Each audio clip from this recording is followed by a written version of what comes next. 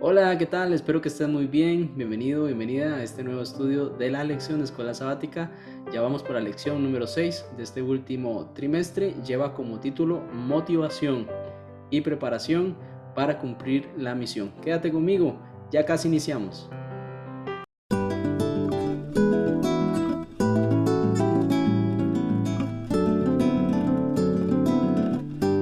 Ya estamos de regreso. ¿Qué te parece si iniciamos con una oración? Padre Santo, Señor, te agradecemos esta oportunidad que nos das de estudiar nuevamente tu palabra por medio de la lección de Escuela Sabática. Rogamos, oh Dios, tu Santo Espíritu, para que nos muestre el camino hacia la verdad y todo lo que deseas, Señor, que hoy aprendamos. En el nombre de Jesús, amén. Muy bien, vamos a leer el texto para memorizar. Lo encontramos en Lucas capítulo 24 y versículo 44. Dice así la palabra del Señor.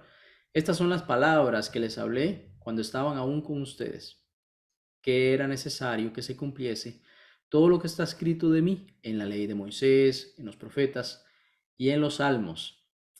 Aquí vemos cómo Cristo hace una referencia al Antiguo Testamento. Lo hace cuando fue escrita la ley de Moisés, la ley moral, pero también la ceremonial, que apuntaba hacia el Cordero de Dios que quita el pecado del mundo. Allí Cristo. Con los profetas, los menores, profetas mayores, que anunciaban una y otra vez y de varias formas, en figuras, al Mesías, al Salvador del pueblo de Israel. También en los salmos de el rey David, allí encontramos muchas referencias de situaciones que iba a vivir Jesús, que iba a vivir el Mesías, parte de esa descendencia del rey David. Y vemos cómo Cristo, lo que aquí manifiesta es la veracidad de la palabra, es decir, la palabra fue escrita anunciando y también fue cumplida, es decir, la palabra cumplió con la manifestación del Mesías en la persona de Cristo.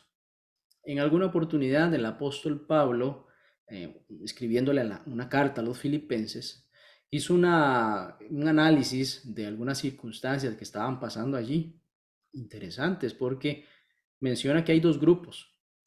Un grupo que, más bien, hay dos grupos que predican a Cristo. Pareciera ser algo muy bueno, y yo creo que sí, ¿no? Y así también lo vio el apóstol Pablo, pero hizo una diferenciación interesante. Habla acerca de que un grupo predica a Cristo por envidia y contienda, pero también otros lo hacen de buena voluntad. No dice que predicaban otro evangelio, no dice que predicaban doctrinas diferentes, predicaban a Cristo. Lo que pasa es que había un componente diferente al otro grupo. Lo hacían por envidia y por contienda. Qué interesante. Es decir, no tenían un espíritu correcto, aunque la enseñanza podía apuntar al Mesías y haciendo referencia a la ley de Moisés, a los profetas y a los salmos, el espíritu no era el correcto, porque había contienda, es decir, a la hora de presentar la palabra, pues se manifestaba alguna discusión fuerte y llegaban con algún tipo de desacuerdo importante y tenían una actitud que pues lo que reflejaba era algún tipo de envidia y había contiendas entre hermanos o a quienes se les predicaba la palabra. Pero también estaba el otro grupo que lo hacían por buena voluntad. Dice que eso lo anuncian por amor, o sea, no tienen un espíritu incorrecto en su corazón correspondiente a alguna envidia o algún celo que pues pareciera que traía un mensaje bueno, pero la forma en que se presentaba no era la indicada. Um, Dice también que este grupo no considera la situación que él está atravesando, porque me refiero al grupo de el que lo hace por envidia y por contienda, porque él está en aflicción eh, y en las prisiones. Muchas veces vemos como Pablo está en aflicción y varias veces fue a la prisión por predicar el evangelio. Este grupo que habla acerca de la predica a Cristo por envidia y por contienda, no considera que eso le puede traer más problemas a Pablo, siendo él un líder dentro del pueblo cristiano que muchos siguen las enseñanzas que él trae. Pero al final Pablo hace una síntesis, un resumen de que aunque este grupo de personas no esté predicando por la razón correcta o con las motivaciones más adecuadas, lo está haciendo por envidia y por contienda. Dice que si se predica a Cristo en tal caso, es lo que importa, es lo que él, pues, en su corto espacio de vida, viendo la misión eh, tan amplia, muchos lugares donde alcanzar, muchos lugares donde ir y en prisión, pues él en su mente hace un resumen acerca de que es mejor que se predique a Cristo. Es mejor que se predique a Cristo, ya sea por pretexto o por verdad. Es mejor que Cristo sea anunciado y eso le alegra. Es decir, aunque está esa situación que pareciera ser perjudicial, pareciera ser negativa, no están enseñando una doctrina falsa, sino que pues la forma que lo están haciendo pareciera no es la mejor. Y aquí Pablo dice, bueno, quizá esta parte de alguna forma se pueda subsanar en el futuro, o bien que el mensaje, aunque pues se tenga estos dos elementos negativos, pueda llegar a convencer por medio del Espíritu Santo a alguien. Ahora, yo entiendo que esta reflexión que hace Pablo la hace en momentos de su vida en el cual es necesario sacar provecho de las situaciones. Él está en un momento de su vida en la que pues ve pocas alternativas para predicar el evangelio, está en prisión, está en aflicción importante, hay contienda en medio de los hermanos, pero bueno, que se predique a Cristo. Hoy en día, siendo que el evangelio se ha esparcido por todo el mundo, como cristianos sí debemos de cuidarnos mucho acerca de no predicar a Cristo con un espíritu incorrecto, por envidia o por contienda. Quizá la otra persona cree en Cristo, pero entramos en una contienda por alguna doctrina que no compartimos y perdemos el enfoque cristiano de pues el amor al prójimo. O sea, eso yo creo que hoy en día usted y yo tenemos las suficientes herramientas, tenemos pues el tiempo en sí y las oportunidades para hacerlo de la mejor forma, como dice este otro grupo, que eran los que lo hacían de buena voluntad y lo anunciaban por amor. Así que, mis queridos, las motivaciones por las cuales usted y yo debemos de predicar a Cristo deben ser las motivaciones más sanas, el amor al prójimo, el querer llevar un mensaje de esperanza a otras personas y prepararnos también para hacerlo. Y no solamente pues querer dar un mensaje, sino prepararnos para que la forma en la cual demos ese mensaje tengamos siempre claro que el que predicamos es a Cristo. Y Cristo, su esencia es amor, su esencia es perdón, esperanza y por supuesto corrección, pero la forma en que actuaba Cristo es algo que usted y yo no podemos perder de vista.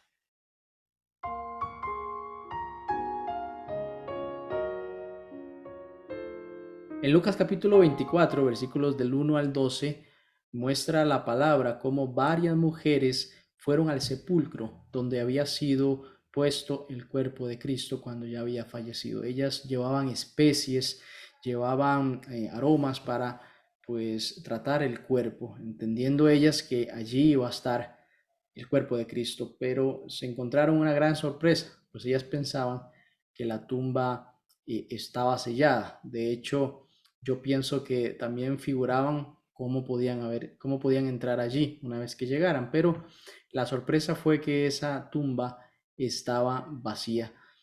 Se asustaron al ver esta situación y dos hombres vestidos con ropas resplandecientes, entendemos que son ángeles, les mostraron o le indicaron a ellas que ya el cuerpo de Cristo no estaba, que había resucitado, ¿no?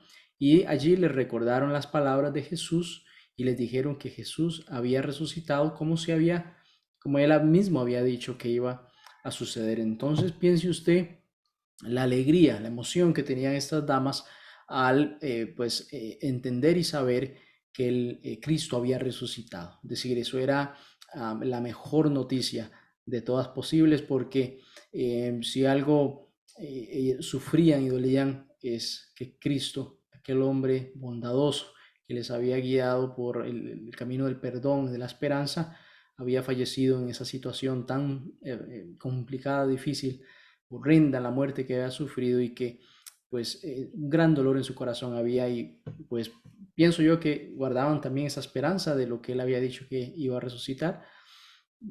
Y fue confirmada, es decir, cuando llegaron estos dos hombres vestidos de blanco, les confirmaron acerca de esta situación que les llenó de mucha alegría. Ellas corrieron para llegar a donde estaban los discípulos y contar esta hermosa historia, este hermoso momento. Y pues al ser una noticia tan impresionante, los discípulos no la aceptaron así nomás de boca de ellas, sino que quisieron asegurarse de esta noticia. El caso particular de Pedro, el apóstol Pedro, en Lucas capítulo 24, versículo 12 dice, pero levantándose Pedro, es decir, cuando escuchó a estas mujeres decir que Cristo había resucitado, él se levantó de donde estaba y dijo, no, yo tengo que ir, y se corrió al sepulcro, el versículo 12, y cuando miró dentro, es decir, él entró hasta allí, vio los lienzos solos, es decir, lo que cubría a Cristo en su momento, y se fue a casa maravillándose, maravillándose de lo que había sucedido. Imagínense, Pedro, después de haber pasado aquella situación, de haber negado a Cristo, de sentirse muy, en un momento muy difícil, conflictivo en su corazón, de saber que había traicionado al maestro y que había muerto, ese dolor de Pedro tuvo que haber sido enorme. Y esto le devolvió esa felicidad, esa esperanza de saber de que aunque él había fallado, Cristo había cumplido esa promesa de resucitar y de ser, de haber vencido a la muerte. Y pues Pedro dice, maravillado de lo que había sucedido, se devolvió así donde estaban los discípulos a también compartir esas buenas noticias. Así que, mis queridos, la mayor motivación, yo creo que aquí algo aprendimos, que aunque las mujeres traían esta buena noticia, realmente una experiencia personal es la que tiene mayor impacto. No solo el pues saber de alguien más, sino que nosotros vivir esa experiencia. Pedro quiso ir a vivir eso, aunque eso contrasta un poco de aquello que dijo Jesús, bienaventurados aquellos que no vieron y creyeron. En este contexto podemos ver que Pedro quería vivir esa experiencia de saber en plenitud que su maestro había resucitado. Y eso fue una gran motivación una vez que las mujeres llegaron a ese sepulcro y supieron de que Cristo había resucitado. Una vez que Pedro llegó a ese sepulcro y supo que Cristo había resucitado, la alegría fue tal que lo primero que quisieron hacer fue ir a compartir esta buena noticia para con los demás. Aún así se devolvieran y quisieran ir a verificarlo también, pero esos que iban a verificarlo también salían dando la buena noticia, y así pues pienso yo, después seguro mucha gente llegaba para verificarlo también y ser parte de esa experiencia. ¿Cuál es tu experiencia, mi querido hermano, mi querida hermana? ¿Cuál es mi experiencia hoy? ¿Será que es solo porque alguien lo dijo, porque lo escuchó, o yo quiero vivirlo? ¿Quiero yo ser parte de esa hermosa experiencia de tener la certeza de que Cristo ha resucitado y que ha hecho un milagro también en mi vida, con toda mi situación personal, y yo ser entonces un testimonio de que Cristo está vivo?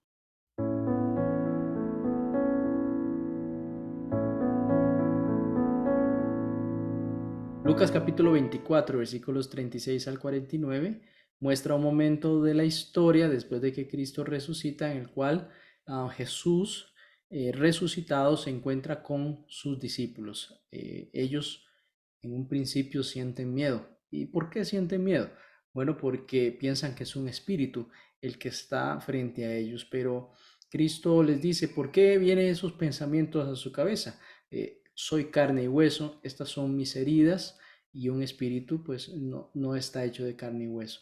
Así que los llevó al convencimiento de que no era un espíritu, así que ya no tuvieron miedo respecto a eso. Pero cuando reflexionaron y lograron entender que realmente era Cristo quien estaba frente a ellos, o ahora les invade el gozo, les invade un enorme gozo, según Lucas capítulo 24 y versículo 41 dice, y como todavía ellos de gozo no lo creían y estaban maravillados, él les dijo, ¿tenéis aquí algo de comer?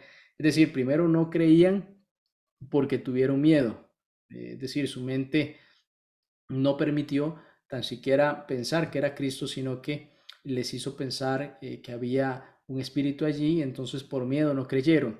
Ahora que Cristo les aclara ese pensamiento que tenían, ahora resulta que dice de gozo no lo creían, o no lo creían por miedo o no lo creían por gozo.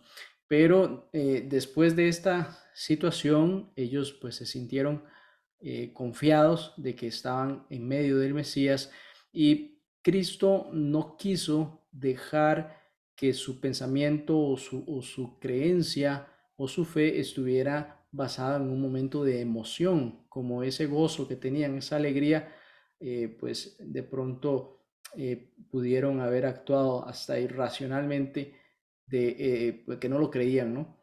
Cristo no deseaba que ese momento quedara simplemente fundamentado en una emoción, sino que deseaba aprovechar para explicarles el por qué él estaba allí, el por qué había resucitado. Si bien es cierto, él lo había dicho basado en la palabra, basado en la ley de Moisés, basado en los profetas, basado también en los salmos. Así que Cristo deseaba que la fe de sus discípulos, ese momento de certeza que ya tenían, no fuese fundamentado en una emoción, porque si Cristo se iba de allí, si Cristo ya no estaba y ellos tenían que enfrentar una situación, esa emoción, ese gozo, se iba a acabar. Entonces era necesario fundamentarse en algo más que una emoción, que una alegría. Por eso les llevó a las escrituras para que ese fundamento fuera firme en el momento en el que la emoción, el gozo, pues dejara de sentirse, quedara un fundamento firme. Recordemos el texto para memorizar en Lucas 24:44, dice, estas son las palabras que les hablé cuando estaba aún con ustedes, es decir, antes de la crucifixión y de la resurrección, que era necesario que se cumpliese todo lo que está escrito de mí en la ley de Moisés, en los profetas y en los salmos. Aquí vemos una poderosa motivación para la testificación de la misión, para testificar acerca de Cristo en la misión. Um, la palabra de Cristo era de consuelo para estos discípulos. Ellos necesitaban comprender que Él tenía que morir primero, aunque en su momento pues no lo querían, se rehusaban a eso, lo dejaron solo al Mesías en momentos difíciles. Pues aquí les muestra Cristo que eso era algo necesario, que también es necesario que ellos se mantengan firmes en la fe y que no busquen o que dejaran de pensar acerca de un gobierno del Mesías dentro de la política de Israel, tratando de imponer un gobierno local sobre el imperio romano. Esa no era el fundamento del gobierno de Cristo.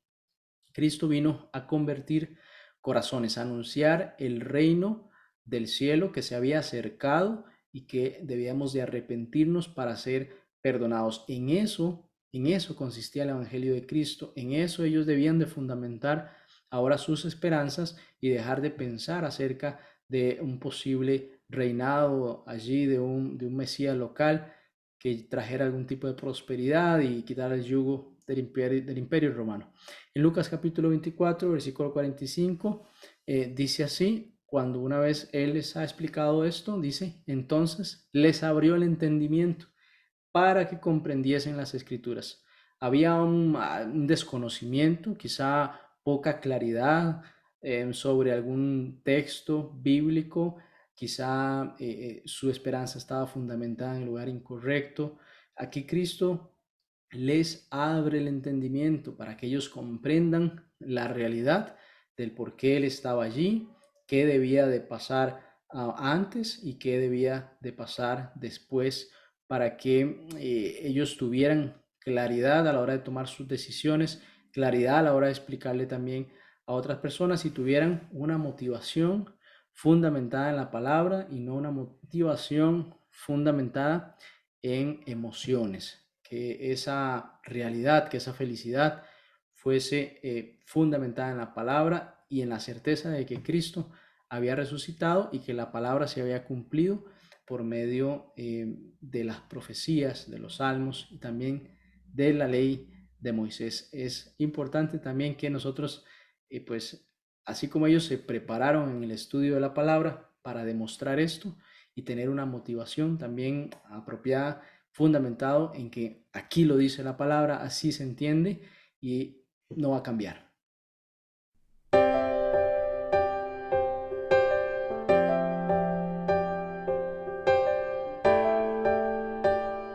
Algo que nos caracteriza muchas veces es la impaciencia de querer actuar sobre algo que creemos que debe ser ejecutado inmediatamente.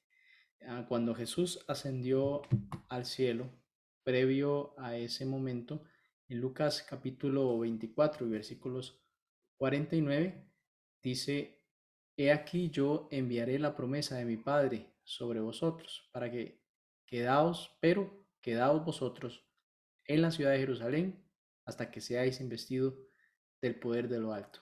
Estas palabras las dijo Cristo antes de ascender al cielo. Y posteriormente, en Lucas capítulo 24, versículos 50 al 53, dice que después de haber pronunciado esto, lo sacó fuera hasta Betania, es decir, iba Cristo con ellos hasta el lugar de Betania y alzando sus manos los bendijo.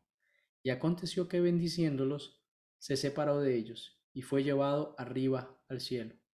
Ellos después de haberle adorado, volvieron a Jerusalén con gran gozo y estaban siempre en él. Piense que previo a este momento importantísimo de su experiencia con Cristo, verle ascender al cielo y sentir ese gran gozo en su corazón, pero antes Cristo asegurándose que estuviese fundamentado en la palabra. En el versículo 49 vemos como Cristo les dijo, deben de esperar a que envíe la promesa de mi Padre. Esta promesa se refiere al Espíritu Santo. Así que ellos debían de aún así tener esa gran motivación, aún así de sentir ese gran gozo, de saber que pues todo se ha cumplido ante sus ojos, no solo la resurrección, sino ahora ver cómo Cristo ascendía al cielo. Era importante esperar para ser investidos del poder desde lo alto. Posteriormente, el mismo Lucas, ya que estamos leyendo el Evangelio según San Lucas, capítulo 24, él continúa en el libro de Hechos haciendo una referencia importante, Hechos capítulo 1, versículos 4 al 8, donde menciona que estando juntos les mandó que no se fueran de Jerusalén, sino que esperaran la promesa del Padre. Lo mismo que dice en el capítulo 24, la cual les dijo, oísteis de mí, porque Juan ciertamente bautizó con agua, mas vosotros seréis bautizados con el Espíritu Santo, dentro de no muchos días. Había una instrucción clara a los discípulos para que esperaran en Jerusalén hasta que se cumpliera esta hermosa promesa del derramamiento del Espíritu Santo, es decir, el Pentecostés. Debía descender el Espíritu Santo sobre estos hombres y mujeres, más de 100 personas allí que estaban unidos en un solo pensamiento, pidiéndole al Señor que les permitiera soportar cualquier situación, rogando al Espíritu Santo para obtener esa unción y llevar ese mensaje con poder a las personas que pues no le conocían o habían rechazado del Mesías. En Hechos capítulo 1 y versículos 12 al 26 se ve que las personas que están allí, los hermanos y hermanas, tenían una unidad de pensamiento. Eso es sumamente importante en la iglesia, una unidad de pensamiento, todos clamando lo mismo que era el Espíritu Santo para recibir poder y así ir con ese poder a predicar el Evangelio a las demás personas. Es muy importante, mis queridos, que así como la iglesia primitiva tenía esa unidad de pensamiento. Nosotros, bueno, siendo una iglesia ya más grande, una iglesia mundial, pero localmente en su casita, en alguna célula en la cual se reúnen, debemos siempre buscar tener una unidad de pensamiento. La contienda, la desunión, allí el Espíritu Santo no se va a manifestar. También vemos cómo al ser Dios un Dios de orden, primero está la espera y luego entender que ellos debían de reorganizar algunas situaciones, especialmente porque Judas, quien había traicionado a Cristo, había dejado pues un puesto allí en los discípulos que debía ser llenado. Se enfocaron también en buscar el reemplazo de Judas para que la misión también tuviera ese complemento, tuviera las personas que inicialmente debieron estar. Se enfocaron, tuvieron paciencia, planearon, y una vez que el Espíritu Santo fue derramado, pues ellos emprendieron la misión y grandes multitudes de personas llegaron al conocimiento de la verdad, llegaron al conocimiento de Cristo por esta obra del Espíritu Santo en los corazones, como lenguas de fuego, dice la palabra, que descendían sobre quienes clamaron sobre estas personas, estuvieron rogando y orando en unidad de pensamiento por el Espíritu Santo. Debemos aprender, mis queridos hermanos, a clamar el Espíritu Santo. En la iglesia no puede triunfar si no es con el favor del Espíritu Santo. El Espíritu Santo es el que tiene el poder de convencimiento, el poder para utilizar a una persona, a usted y a mí, y llevar un mensaje de no solo esperanza, un mensaje poderoso que llama al arrepentimiento y conduzca al perdón de las personas que, pues así como nosotros en algún momento no conocíamos, alguien nos habló y nos involucró en la misión. La motivación es pedir el Espíritu Santo, esperar el Espíritu Santo, y así, pues cuando la iglesia sea revestida del poder del Espíritu Santo, sea predicado ese gran pregón alrededor del mundo.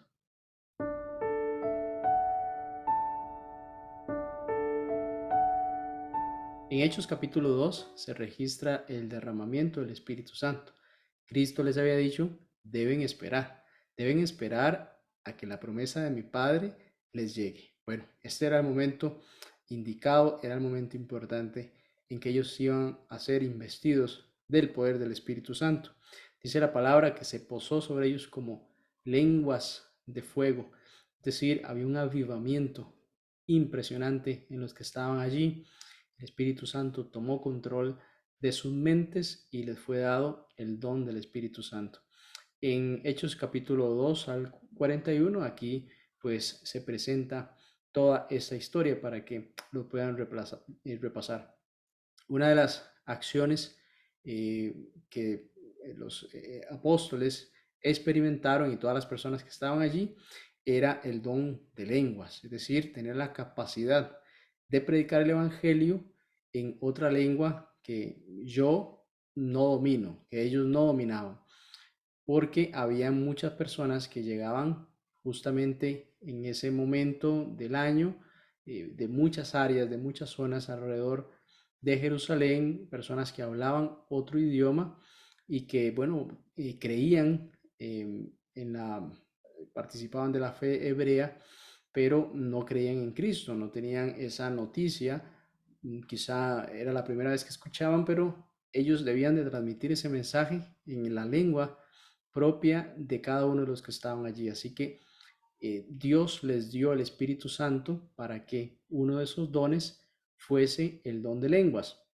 Note que cuando Dios da un don es para beneficio de las demás personas. Por supuesto que hay un enriquecimiento espiritual por medio de la adoración a Dios utilizando ese don, pero ese don se da para que otra persona conozca del amor de Dios. Cada uno de nuestros dones empleados en la iglesia, en el cuerpo de Cristo, tienen el fin de edificar a la iglesia, pero también que alguien que no conoce del amor de Dios, que no conoce de Jesucristo, su Hijo amado, quien ha enviado para salvación de todos, Y vemos cómo Pedro fue utilizado poderosamente por el Espíritu Santo para llevar un mensaje de arrepentimiento de muchas personas que habían participado en la crucifixión de Cristo. Después de haber dado una exhortación y una explicación acerca de quién era Jesús, el Mesías, el Hijo de Dios, surge la gran pregunta. La gran pregunta es, ¿qué haremos ahora? ¿Qué vamos a hacer después de haber hecho eso? Bueno, aquí Pedro da la respuesta, dice, arrepiéntase y bautícese para el perdón de sus pecados.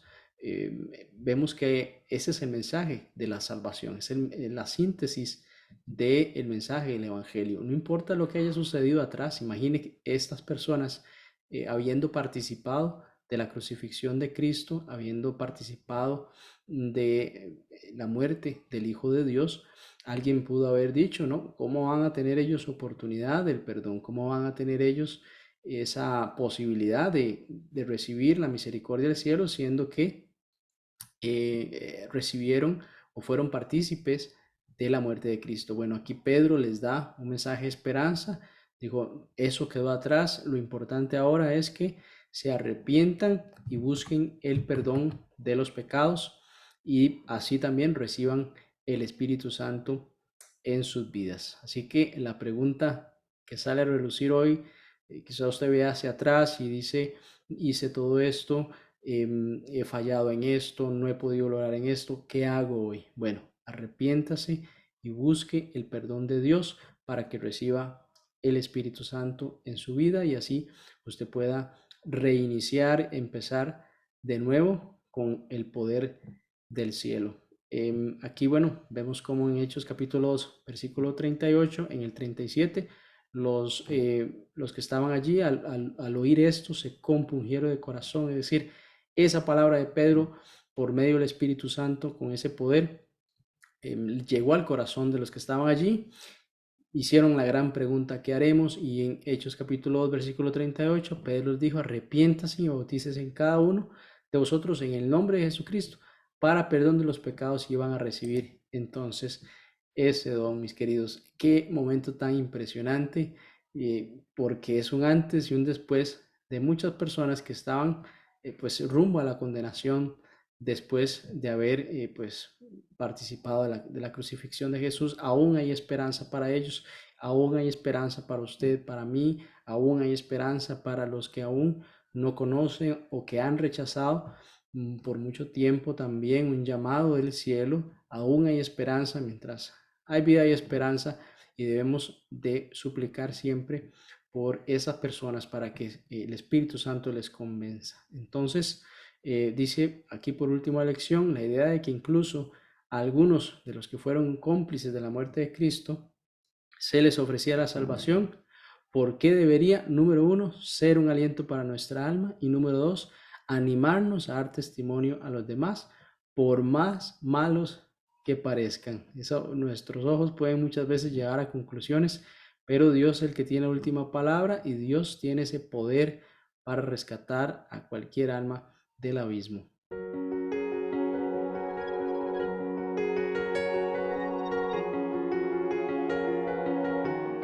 Si hay una descripción hermosa de la iglesia de Cristo, era que encontramos en Hechos capítulo 2, versículos 41 al 47. Leamos. Así que los que recibieron su palabra fueron bautizados y se añadieron aquel día como 3,000 personas y perseveraban en la doctrina de los apóstoles, en la comunión unos con otros, en el partimiento del pan y en las oraciones. Y sobrevino temor a toda persona y muchas maravillas y señales eran hechas por los apóstoles. Todos los que habían creído estaban juntos y tenían en comunión todas las cosas y vendían sus propiedades y sus bienes y los repartían a todos según la necesidad de cada uno, perseverando unánimes cada día en el templo y partiendo el pan en las casas, comían juntos con alegría y sencillez de corazón, alabando a Dios y teniendo favor con todo el pueblo. Y el Señor añadía cada día a la iglesia los que habían de ser salvos. ¿Notó usted qué hermosa descripción de la iglesia de Cristo? Esa era la iglesia primitiva, una iglesia en la cual se añadían día con día, el Señor dice que añadía día con día a su iglesia, los que habían de ser salvos. Un solo día, como 3.000 personas se añadieron. Imagínense qué campaña evangelística en la cual 3.000 personas se añaden a la iglesia del Señor. Se perseveraba en la enseñanza, en la sana doctrina de los apóstoles, es decir, cuando las personas se añadían a la iglesia, entraban también en un proceso de enseñanza. Los apóstoles les predicaban acerca de las verdades. Posiblemente tenían que confrontar muchas ideas erróneas con algunos conceptos. Ellos las aclaraban, siendo diligentes en cada uno de los detalles de la palabra, y así también practicaban el partimiento del pan, entendemos como la cena del Señor, también pues compartiendo como hermanos en la iglesia. Se hacían muchas maravillas según el versículo 43, es decir, había milagros que se realizaban por medio de los apóstoles. Crecían como iglesia. Todos los que habían creído también estaban juntos y tenían en común todas las cosas. Yo creo que aquí es donde se presenta básicamente la unidad de la iglesia. Yo quisiera pensar que ese sea el pensamiento, que esa sea la misión también, la motivación que usted y yo tengamos dentro de la iglesia, de perseverar juntos, no un pensamiento aislado, una forma de ir progresando de forma aislada, una forma de crecer de forma aislada, sino más bien buscar siempre que toda la iglesia crezca, que hayan programas para todos, diferentes edades, pero siempre enfocados en el crecimiento integral de la iglesia. Es algo precioso porque dice que partiendo el pan en las casas comían juntos con alegría y sencillez del corazón. Es decir, había humildad, había una sencillez en compartir las cosas de Dios, en compartir el amor en la iglesia. Y vea qué bonito porque menciona teniendo favor con todo el pueblo. Es decir, había un efecto positivo en todos los que estaban allí. Cada día se añadían más por testimonio de lo que allí estaba sucediendo. Qué hermoso pertenecer a una iglesia que se interese por nosotros, una iglesia que busque la unidad, que busque crecer integralmente. Los niños, jóvenes, adultos, personas mayores, que nadie se quede atrás, que todos seamos parte de ese crecimiento. Y así pienso yo por testimonio, así también lo manifestaba aquí esta historia, como muchos se añadían por prácticamente la efectividad de la iglesia a la cual ellos pertenecían. Es decir, era una iglesia que estaba en acción, no era una iglesia estática que solo llegaba ahí un culto y no más, y ahí terminó mi experiencia con la iglesia, después a mi casa y hago allí todo pues de forma personal. Yo creo que debemos de mantener ese espíritu de crecimiento como iglesia.